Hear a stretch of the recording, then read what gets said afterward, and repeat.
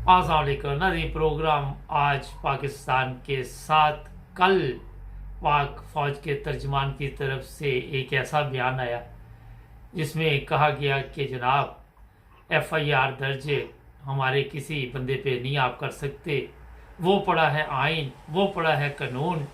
सारा दिन आके आइन कानून के भाषण देने वाले लोग जब इस तरह की बात करेंगे, मैंने जो कल प्रोग्राम किया था कि अवाम और फौज आमने सामने, इमरान खान एक अवामी लीडर है और जिस तरह हमारे फौजी तर्जमान आके बयानात देते, अगर किसी पे इल्ज़ाम लगता है तो एफआईआर दर्ज करवाना हर बंदे का हक है और उसमें अपनी सफाई पेश करे। कानून एक तरफ, आइन एक तरफ, फौज एक तरफ, सियासतदान एक तरफ, पता नहीं क्या चल रहा है। अब्दुल कयूम साहब स्वीडन से हमारे साथ। अस्सलाम वालेकुम सर। जी वालेकुम सलाम मुबारक साहब। अजी सर, वो पढ़ा आइन, वो पढ़ा वो कानून। ये बताइए मुझे कि एक इल्ज़ाम लगाया जा रहा है और उस बंदे का रिकॉर्ड भी ठीक नहीं है। आज जब इमरान खान ने ये बात की तो फौरी तौर पे आईएसपीआर की तरफ से बयान जारी हुआ और कहा जनाब इसमें हमारी इज्जत का मसला है। सवाल ये है कि सिर्फ हमारी अदलिया की इज्जत है, हमारी आर्मी की इज्जत है, हमारे जगीरदारों की इज्जत है, हमारे उलमा की इज्जत है और बाकी किसी की कोई इज्जत नहीं उस मुल्क में। पाकिस्तान मुबारक साहब, जैसे पाकिस्तान में आपको पता ही है कि ये पाकिस्तान के अंदर जो रूल ऑफ लॉ है ये शुरू से फेल हुआ है।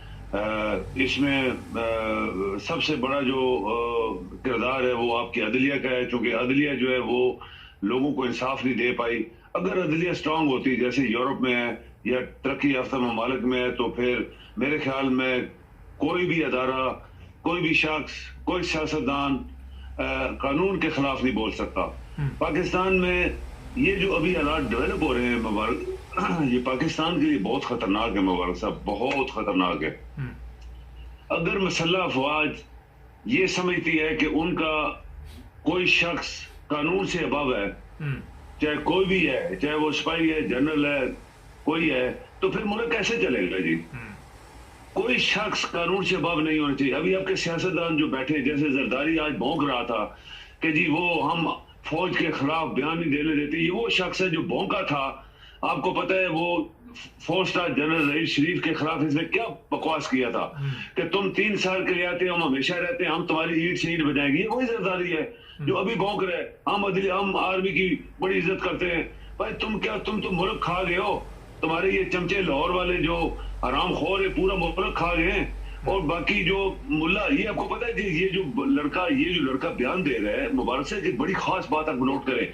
ये जो बयान दे रहे हैं जी कि ये लोगों को पटरी से उतार रहा था, लोगों को खराब कर रहा था, लोगों को वर्गला रहा था, ये बयान मुल्ला फजलू का है। मुल्ला फजलू ने दर्जनों दफा ये बयान दोहराया है और ये मुल्ला फजलू का बयान है। मुल्ला Fazlu is a part of government.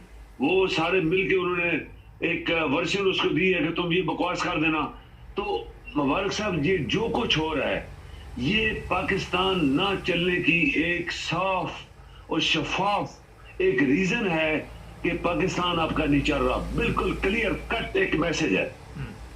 अच्छा सर, ये बताइए कि फौज की तरफ से फौरी तौर पर यह बयान आया है और आप क्या समझते हैं कि अवाम और फौज के दरमियान जो दूरियां वो बढ़ती जा रही? बहुत ज्यादा।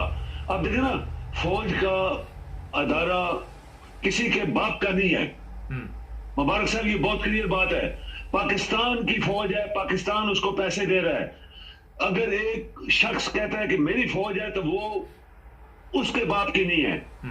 ये पाकिस्तान की प्रॉपर्टी है और पाकिस्तान की प्रॉपर्टी अवाम है। पाकिस्तान के ये अवाम की प्रॉपर्टी है जो पाकिस्तान की आर्मी है, आर्मी नहीं, आर्म फोर्सेस। तो अगर कोई आर्म फोर्सेस में 5-10 बंदे जो हैं वो ये मुल्क को डीरेल कर रहे हैं, मुल्क को तबाह कर रहे हैं, से सब कुछ खत्म कर रहे हैं, तो होना ये चाहिए कि उस आर्मी के अंदर इसका फौरन जो है इसके ऊपर अमल किया जाए और इसके ढूंढा जाए ये कौन लोग हैं जो मुल्क को डीरेल कर रहे हैं। अभी अगर एक आदमी, अगर एक सियासतदान जो पाकिस्तान का सबसे बड़ा बड़ा सियासतदान है, सबसे बड़ी पार्टी का वो चेयरमैन है। अगर वो इल्जाम एक मेजर जनरल के ऊपर लगा देता है कि मेजर जनरल ने साजिश की है और मुझे मरवाने के लिए, और ये तो बहुत अरसे से चल रहा था इसको कोई मरवा देगा, तो होना ये चाहिए था कि आर्मी अपने अंदर इस चीज की इंक्वायरी करती।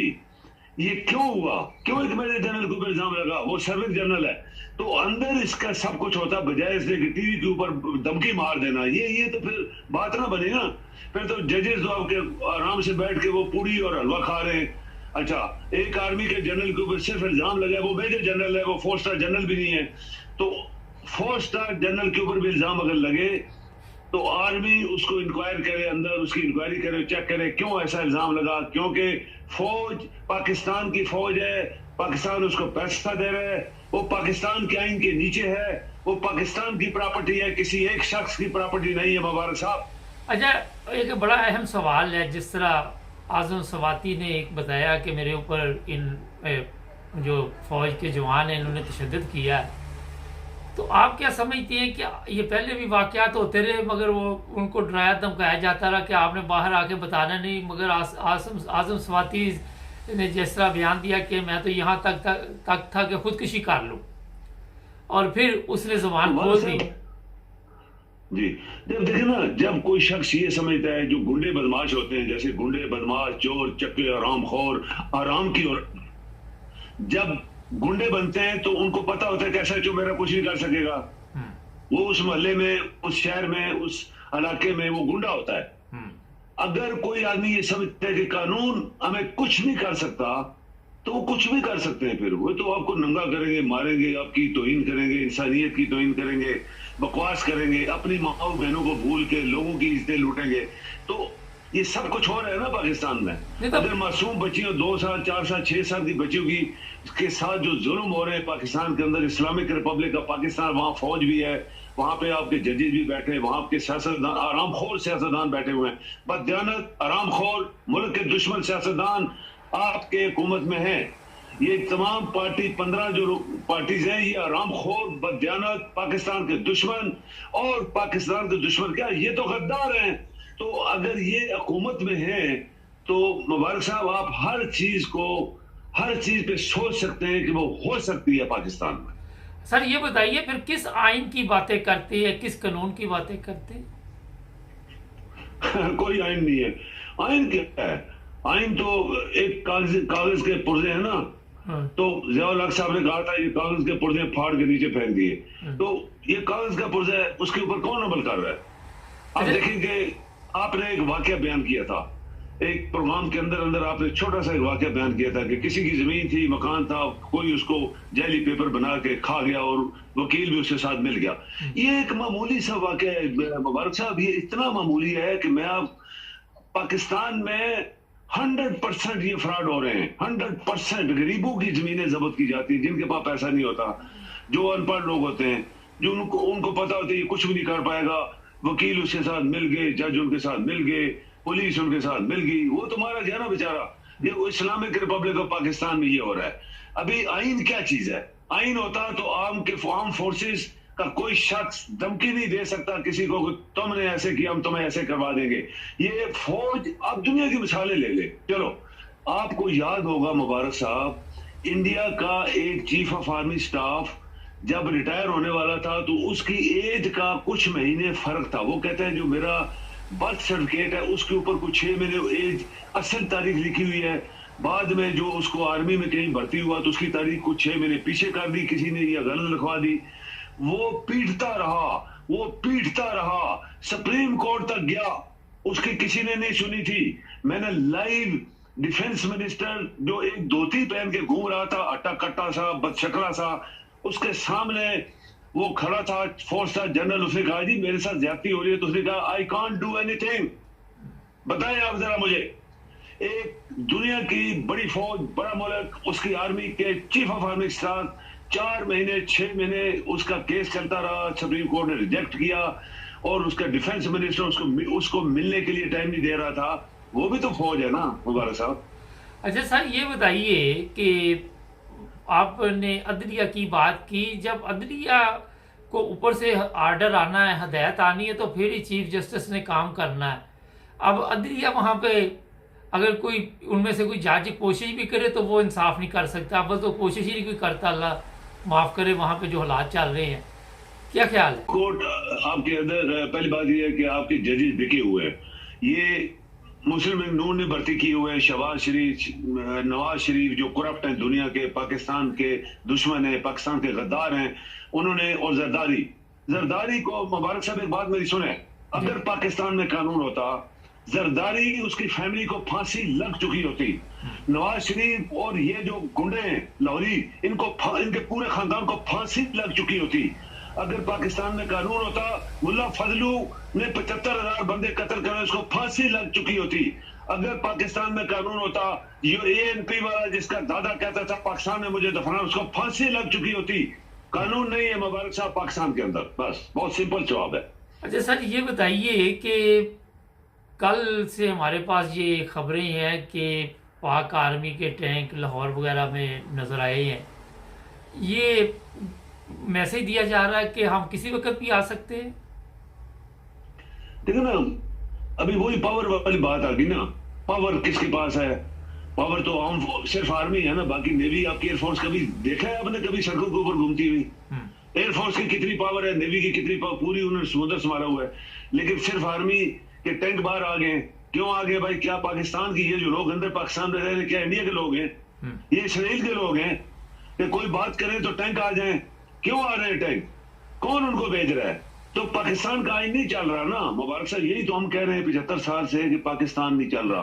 पाकिस्तान नहीं चल रहा आज भी, जब तक इस पाकिस्तान के अंदर एक इनकलाब नहीं आएगा जिसमें अवाम की हुकूमत होगी, जिसमें कानून की हुकूमत होगी, रूल ऑफ लॉ होगा, जस्टिस होगा, इक्वालिटी होगी।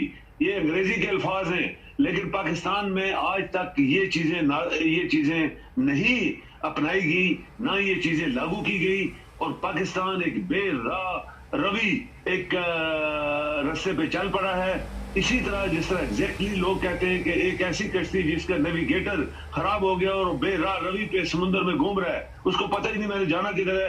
पाकिस्तान 75 साल भी आज उसी राह रवि पे चल रहा है, तो कैसे मुल्क चलेगा आगे? आपका हर एक एक इंच आपका मकरूज है। आप दुनिया के मकरूज तरीन ममालिक में हैं। आपके, वो कहते हैं जो बच्चा पैदा होता है वो लाखों का मकरूज है। तो किस तरह आप कह सकते हैं पाकिस्तान चल रहा है?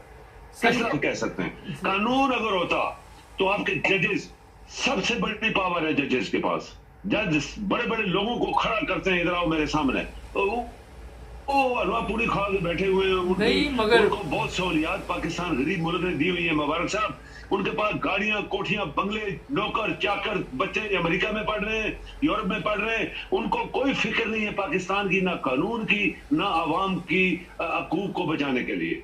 सर ये बताइए कि इमरान खान के ऊपर जो हमला हुआ है उस पे राना सनाउल्लाह ने कहा जनाब उसे गोलियां नहीं लगी, वहाँ पे खून नज़र आ रहा है, वहाँ पे लाश नज़र आ रही है, वहाँ पे सब कुछ नज़र आ रहा है, और जो सामने पिस्टल दिखाया जा रहा है वो कुछ और है, पीछे फिल्म और चल रही थी। ये इतना बड़ा काम हो गया और उसके ऊपर भी आके ये लोग सियासत कर रहे हैं। कोई मतलब इंसानियत नाम की भी चीज़ नहीं है वहाँ पे। देखिए ना, चोर कभी चोर, किसी ने बोला था चोर चोर, तो चोर आगे दौड़ता जा रहा था तो लोग उसके पीछे दौड़ दो, असल में चोर वो था। अभी वही बात है, अगर कानून होता इस मुल्क में, कानून जिसको इंस्टीट्यूशन आप कहते हैं कॉन्स्टिट्यूशन ऑफ पाकिस्तान, और जनाब बड़े वो वकील और बड़े जजेस और क्या क्या काले कोट पहन के वहां बैठे होते हैं। आप देखें, साफ दुनिया देख रही है, पूरी दुनिया ने कंडेमनेशन किया है। हर मुल्क के सरबराह ने उसके ऊपर उन्होंने इसको कंडेम किया है।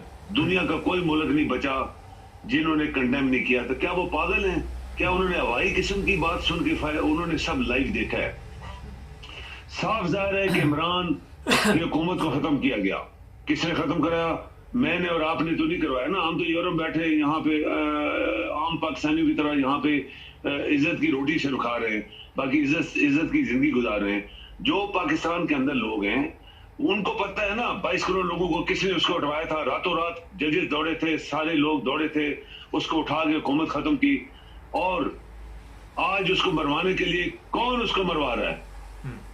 अच्छा, आप हुकूमत उसकी खत्म होगी, हर चीज उसकी खत्म होगी, अभी जो मरवाने वाले लोग हैं, जो भी हैं, हम तो नहीं कह सकते ना किसने मरवाया, लेकिन वहां पे इंस्टीट्यूशन अगर हैं तो इंक्वायरी करवाएं, ध्यानदारी से इंक्वायरी करवाएं, पानी का पानी, दूध का दूध और पानी का पानी हो जाएगा।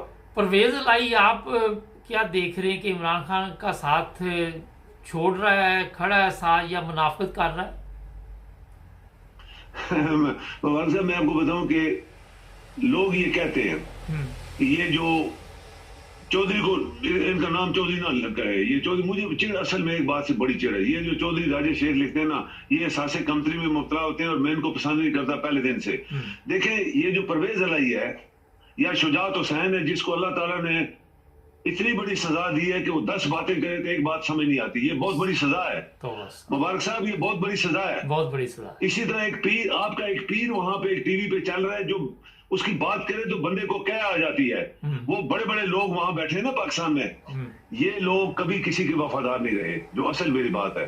ये हर हुकूमत में, चाहे वो ज़िया-उल हक की हुकूमत हो, चाहे वो मुस्लिम लीग नून की हो, चाहे वो पीपल पार्टी की हो, चाहे कोई भी हुकूमत जब आई तो ये बंदे उसके अंदर होते थे।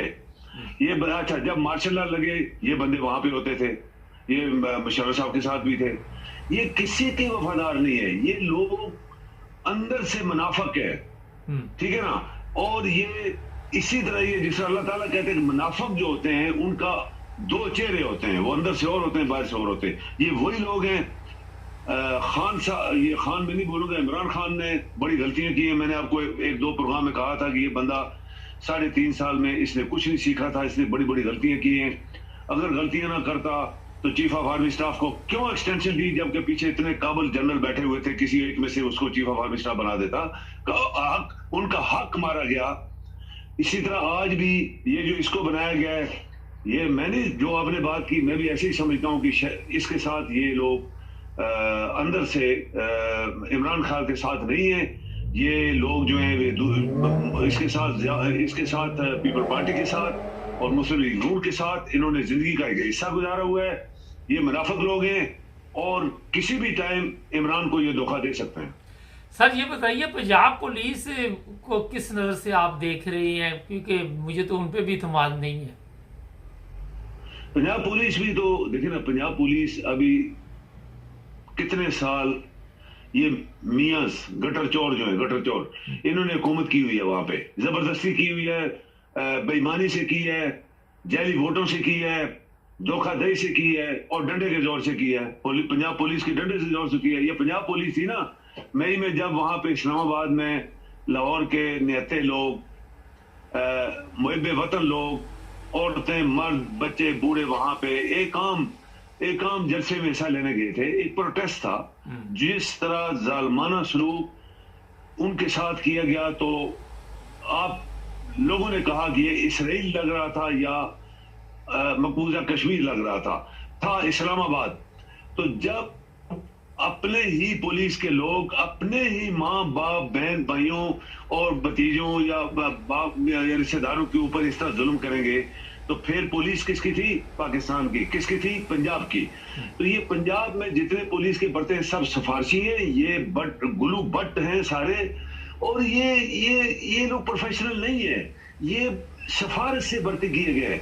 और मुल्क का बेड़ा गर्क जो आज हुआ है वो इसी वजह से हो रहा है कि आपके मुल्क के अंदर कोई शख्स मेरिट के ऊपर कहीं भी नहीं बैठा हुआ। ये बड़ी जबरदस्त बात आपने की है कि मेरिट के ऊपर कोई नहीं बैठा हुआ, सब वो शॉर्टकट में चल रही है कि ये जंप लगा के ऊपर आ जाते हैं और पैसा दिया होता है रिश्वत दे के, तो अपने मकसद जो वो हासिल करते हैं, उसके बाद पाकिस्तान में ये हालात चल रहे। आपका बहुत साहब, दुनिया में हर शख्स मेरिट के ऊपर बैठता है, उसके ऊपर कोई देखा नहीं जाता ये किसका रिश्तेदार है, किसका बेटा है, किसका चाचा है, किसका मामू है। वहां पे सिर्फ उसकी काबिलियत देखी जाती है, उसका ना रंग देखा जाता है, ना उसका घर देखा जाता है, ना उसका बाप देखा जाता है कि ये झाड़ू मार रहा था या ये फसल काट रहा था या ये गरीब तरीन मजदूर था। उसको कहते हैं मेरिट। पाकिस्तान में एक भी पोस्ट आज आपकी जो है, चाहे वो सियासतदान है, चाहे बड़े बड़े ओहदों पे जो लोग बैठे, सब लोग सिफारशी हैं, सब लोग किसी का खून करके, किसी का हक मार के ऊपर बैठे हुए हैं। बहुत शुक्रिया सर आपका, thank you ji, thank you.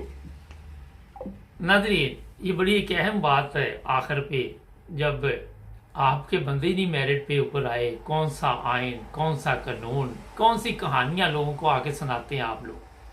हमारी अदलिया के लोग, हमारे सियासतदान, आइन की बलादस्ती हो वर्गी भी, क्या आपने किया? कौन सी कहानियां लोगों को सुना सुना के गुमराह करते हैं। हमारे चैनल को सब्सक्राइब करें, जुड़े रहे हमारे साथ, ताकि और भी प्रोग्राम देख सकें।